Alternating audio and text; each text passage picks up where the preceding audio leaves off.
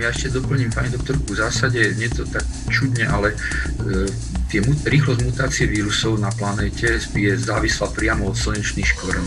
Je to veľmi čudné tvrdenie, ale súvisí to hlavne s intergalaktickým žiarením. Čím je viacej slnečných škvrn, tým je viacej to prostredie Zeme chránené pred mutáciami, ktoré pochádzajú práve zvnútra galaxie.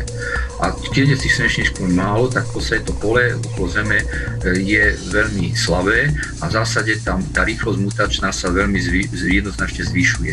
Treba povedať, že väčšina vírusov koluje v atmosfére, vysoko v troposfére a cirkuluje okolo celej Zeme. To je jeden zdroj mutácií. A teraz prídeme k tomu ďalšiemu a to sú hlavne